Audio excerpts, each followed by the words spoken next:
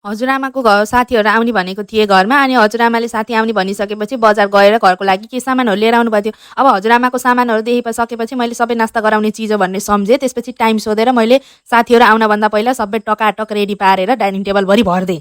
त्यसपछि हजुरआमाका साथी आए, गफ लाउँदै खानासाना खान लाउनु भयो हजुरआमाले। अनि त्यसपछि अब एउटा साथी चाहिँ अब उता घर छोडेर हाम्रैतिर बस्न आउने रे, अब यतै रुम खोजेर यतै बस्छु भनेर भन्नुभएको थियो कि। अनि त्यसपछि हजुरआमाले के भन्नुहुन्छ भनेको त यतै आइज, यतै राम्रै छ बस्नको लागि, समाज ठिक छ, सबभन्दा बच्चाहरूलाई खेल्नको लागि साथीहरू छन्, केटाकेटी छन्, वरिपरि राम्रो छ भनेर भन्नुभयो। अनि त्यसपछि हाम्रा केटाकेटी पनि छन् यिनीहरू भन्दै हुनुहुन्थ्यो। भाइरमा मक्कै परेको थियौँ, कत्रा केटाकेटी होइछन्, अब साथी हुने भयो, खेल्न पाइने भयो। त्यो पुतलीसँग खेल्दिनँ, अब मलाई नयाँ साथी हुने भयो भनेर भाइ खुसी भयो थियो। अनि हजुरआमाले के भन्नुहुन्छ भने त अब तिमी साथी नजिकै आएपछि तिमीलाई जति बेला काम पर्छ, हेर राति पनि नभने दिन पनि नभने, रातिको 2-3 बजे पनि मलाई फोन गरे, तिमीलाई केही काम पर्यो भने म भोलि बिहानसम्म तिम्रो घर आउँछु भन्नुभयो। अनि त्यो हजुरआमाको सामी चक्क परेर होइन भोलि बिहानसम्म, राति बोलाएको त राति नै आउनु पर्दैन भनेर भन्नुहुन्छ। के भन्नुहुन्छ, मेरो आफ्नो उसुल छ, रातिमा मैले केही काम गर्दिनँ भनेर पो भन्नुहुन्छ।